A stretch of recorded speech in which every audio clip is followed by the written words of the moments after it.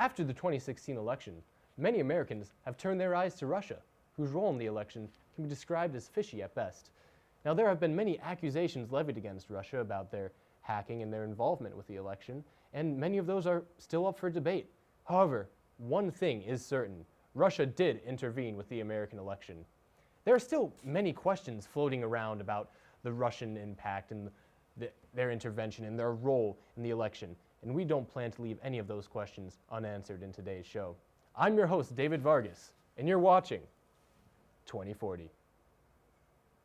Today, we are joined by a very intriguing guest. Dmitry Smirnov, a hacker from Russia, is here to fill us in on some of the tactics he employed during our election. Now, Dmitry, there isn't much information about you here. Maybe you could tell us a bit about what you do, who you work for. Do you work for the Kremlin? David, I'm Yes. sorry, but I'm not at liberty to tell you those things. Can you at least tell us if... David, you see this hand? Yes. It's a very good hand. I play piano with this hand. And if I tell you those things, then no piano for me. I see. So, I guess, can we just go in about hacking in general? Is that an okay topic? Да, it's an okay topic. Okay. So, what were your tactics during the election? How did you exactly employ your hacks? First off, I did not meddle with the election itself. I only hacked Americans and revealed some of their information. What happens afterwards? That's not me. Can't be attributed to me. However, you did attempt to influence the election, did you not? I suppose you could say that, yes. So to answer your initial question, I would target members of the Democratic Party, and particularly members of the Hillary campaign. There were three main methods that I and other hackers would use to compromise our targets. The first method is called phishing. You know, it's fairly easy to do. Smart Russian like me sends a simple American like you a very smart Russian email. A simple American then opens email. Simple Russian or smart Russian says, click link. Simple American say, okay, I click link. Smart Russian email says to change password. Simple American like you say, I change password. Smart Russian now has access to simple American email and can do whatever he wants with it. I should also say she can do whatever she wants as well. Old Vlad is pushing for diversity in the workplace. You know, the next tactic is a bit more complex. It involves me deploying and installing an X agent into victim's device. I then transfer files back to Russia through the next tunnel. Afterwards, I enable remote execution. Similarly, the third method also utilizes the steps to transfer files. However, it does not involve remote execution. Wow, okay, that is certainly a lot to take in. Now, Dmitry, you Russians seem to be in everything that we have, you know, whether it be our Facebook profiles, our social media profiles, or even our emails. So I guess I have a question for you. If I were to take out my phone right now and wave into the camera, how many Russians would be waving back on the other side? Let me see. Can I see the phone? Yes. Nice phone. Thank you. Nice wallpaper. Do you take this yourself? Yeah, I did. Well, I could do better. What was the question again? So if I were to wave into the camera of my phone, how many Russians would wave back on the other side? Well, let me see. About 5. About. Okay. Oh, hi, Vadim.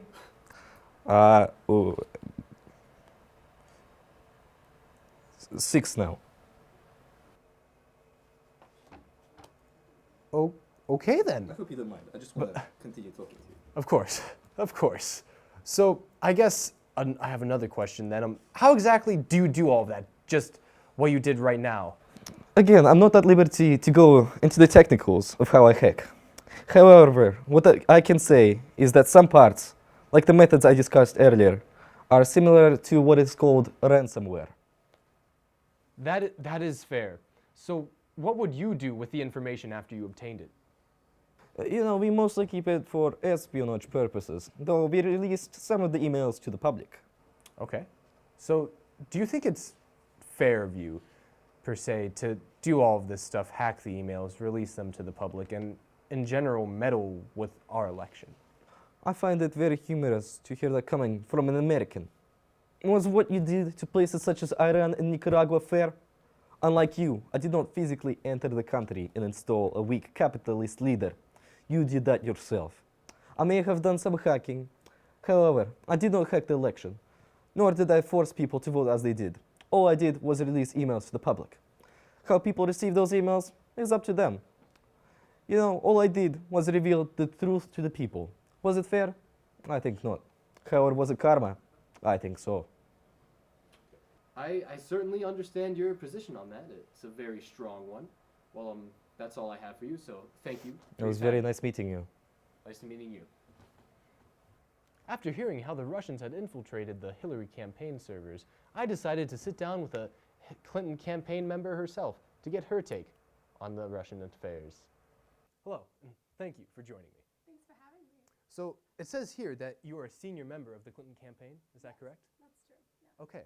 So do you think that Hillary would have won the election were it not for Russian intervention? Of course, I think Hillary should have won the election. She should have won the election. Our competition was an actual child in a man's suit, and somehow we still lost. Clearly, if it were not for the Russian hacking of our campaign emails and our servers, and the scandals and ignorance it spawned, I believe we would have seen a very different election outcome. To be fair, not as many people Pokemon went to the polls as expected, which could also be cited as a reason for your defeat.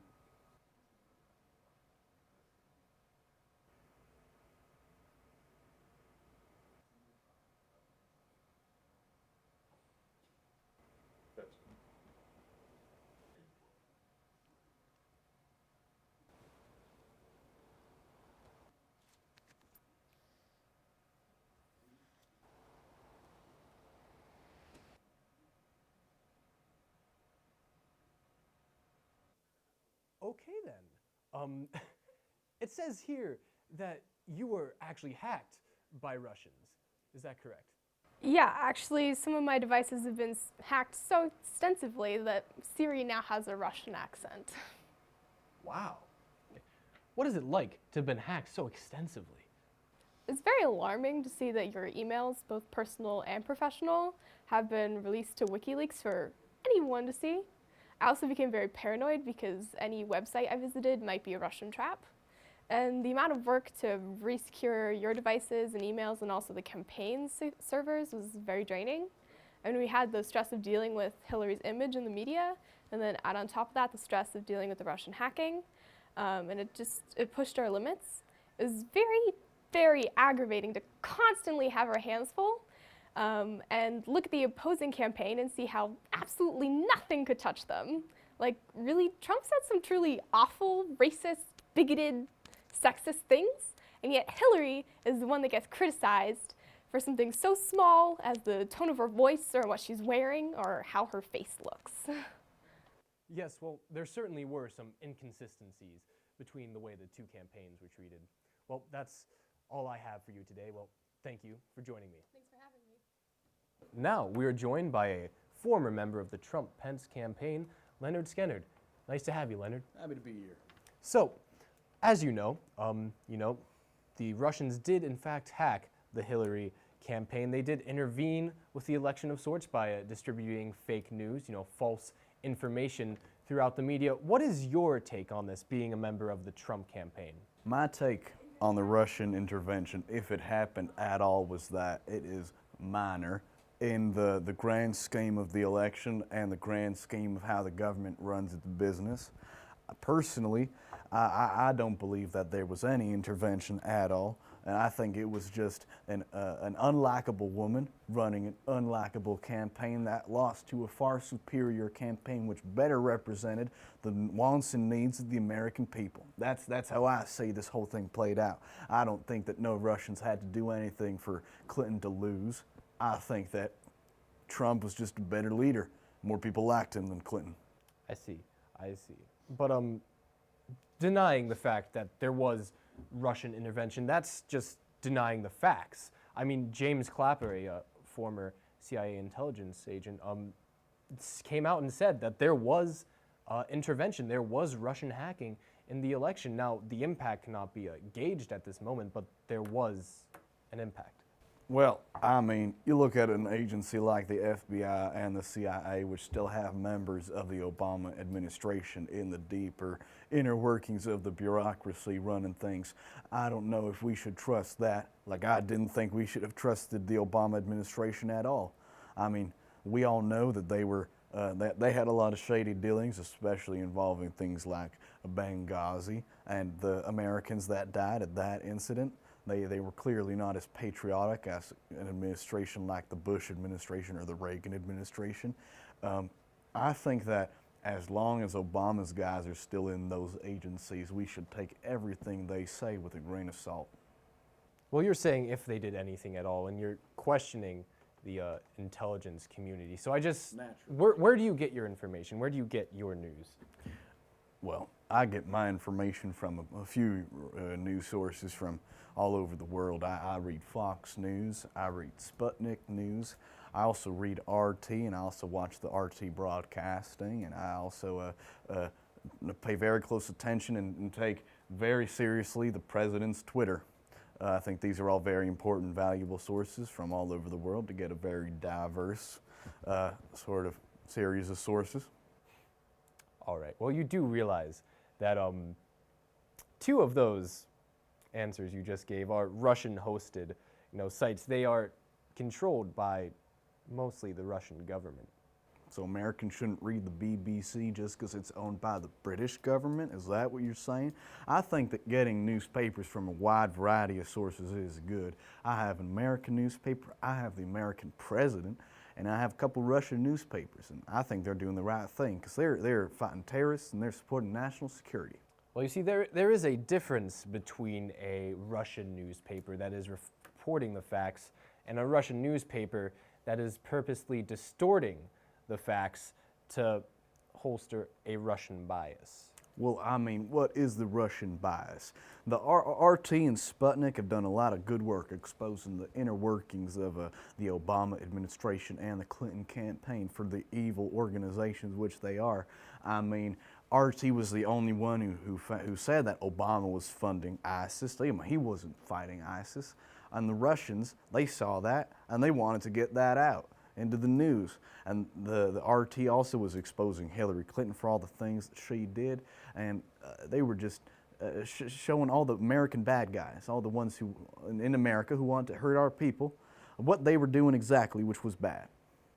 I see. Well, you do know that President Trump, of course, cited an article from Sputnik, which actually was later proved to be false and was even taken off the site. So I guess how can you defend something that is purely false?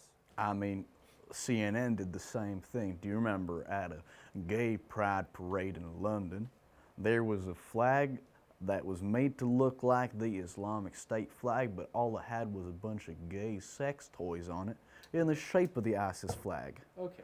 And CNN pulled the article because it was fake news as well. This is something that happens to all sorts of newspapers. It's not just Russian news, it's all news. I see. Well, I think we're getting a bit off topic here. So let's try to, return to the question at hand. Yes. And I guess that is, how do you see the impact of Russian intervention? Because there certainly was Russian intervention. I don't think you can deny that. What do you think the impact was? If there was Russian intervention, I say the impact was beneficial to the whole American people. We got Trump in the White House. We have Republicans running the country. We are in the process of repealing and replacing Obamacare. All these things, they're looking good. And we're also fighting ISIS like never before. We're working closely with all sorts of new allies around the world, and we're actually taking a stand against countries like North Korea. I think these are all good things. And if the Russians had to intervene in order to get this guy and his people in the White House, I think they did us a good service. Okay, well, I think that is all the time we have for you. So Thank you very much. thank you for joining me. I was happy to be here again. Thank you. Yes, that was very interesting, to say the least. We are now joined by a Russian that is responsible for much of the fake news circulating through the internet today. Peter, welcome. Hello, David. Thank you for having me. So, Peter, can you run me through your typical day? Of course, first I get out of my bed, do some squats, brush my teeth, and then I drink some vodka.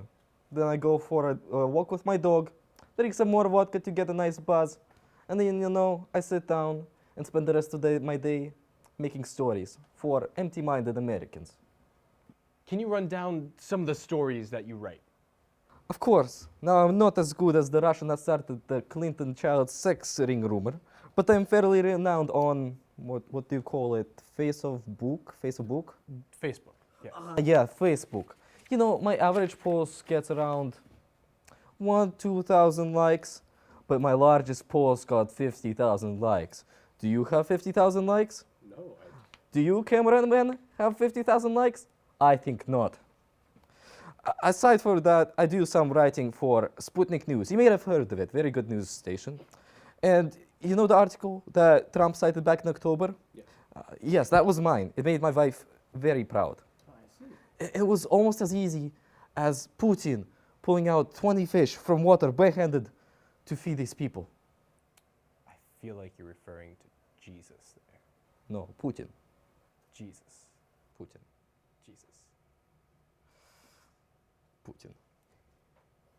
I'm just going to chalk this up to lost in translation and move on. So, why do you do this spread of misinformation? It is an easy way for me to make money. All I do is sit at home, write for a couple hours, and allows me more time with my family. I feel like it helps my country, too. How so? Before, the US presidents would be judged on how hard they treated Russia. But now there is finally a president that is friendly to us, for a change. Well, I can certainly see why you would like that. Thank you for your time. It was very nice meeting you. So we are joined now by a mastermind of computers, a very renowned computer expert, someone you can go to for all your computer needs. Ben? Yeah, I'm the IT guy here. So how did the Russians hack these emails? So the Russians use a tactic called spear phishing. What does phishing with spears have to do with computers? So it's not actually physically spear phishing, it's just the name of the process. What they do is they send emails targeted to specific members of the government offices where they ask the user to perform a task which they can steal information from. So in this case, they ask the user to change their password. By doing that, the Russians were able to obtain first the password the user was using and any new passwords they could change it to. So then once they have these credentials, they can use a remote access tool, so the same way that you can log into a Gmail account even though you're from any computer. They can use these credentials to log into the computers and they can take information, they can change information, they can really do anything they want with your computer now. How do you mitigate these attacks? So if you're a company, the best way to protect against these attacks is to make sure that you educate your workers, make sure that they know not to send their passwords in any emails, and to check where their information is coming from. The next best way to make sure that these attacks are mitigated is to check their admin privileges on the computers, make sure that there's only one person who has the ability to change all this information, and that not everyone in your company can do it. I see. So what should I do if my computer has been compromised? So if your computer's been compromised, I'd say the best solution is to try rebooting it. And if that doesn't work? If that doesn't work, you can try turning it off, unplugging it, and then waiting 30 seconds before turning it on again. Okay, and what if my files have been lost to the Russians? So the best solution to that, I've actually fixed it before, is just turn off your computer. Never turn it back on, ever. So, well, Ben, it was an honor. It was a pleasure. Oh, nice meeting you. Yep. So, I have like a virus on my computer. I'm not going to go into the details how I got the virus, but it's on there. So, like, what do I do? Do you know where the power button's located on your computer? No. Oh, well, find that and try pressing it. Okay. Thank you. We are now joined by a political commentator to help us map out just how the Russians affected our election. Lena, welcome. Thank you for having me, David. So, how has the Russian interference affected our election? Well, David, as James Clapper has said, there's no real way to gauge the impact. However, there clearly was one. There's a lot of Russian misinformation floating around, and it's hard to pin down exactly what all is Russian and what's not. For example, many of them would take up aliases, such as a housewife from Nebraska. However, if you do look at fake news articles, look at the comments or the people that left a like. Many of them were well-meaning Americans who did not know any better.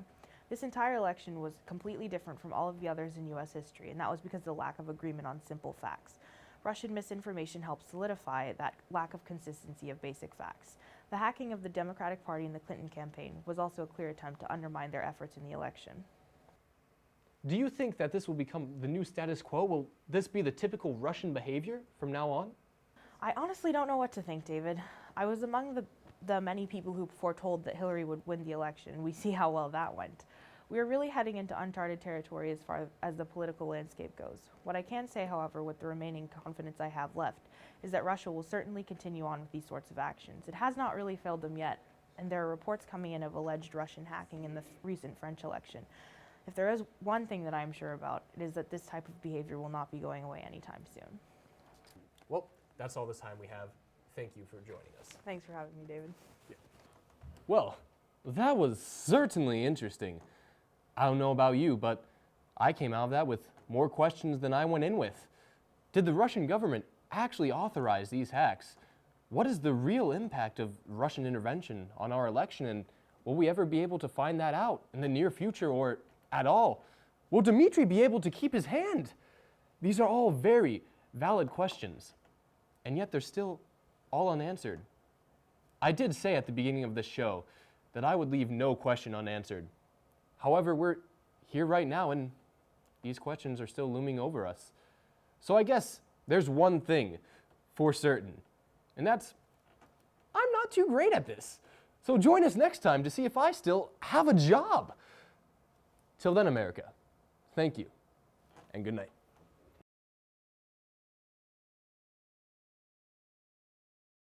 Well, that was certainly an earful, Leonard. Well, thank you for joining us. Thank you very much for having me. Great pleasure. I had a good time. Thank you. All right, guys.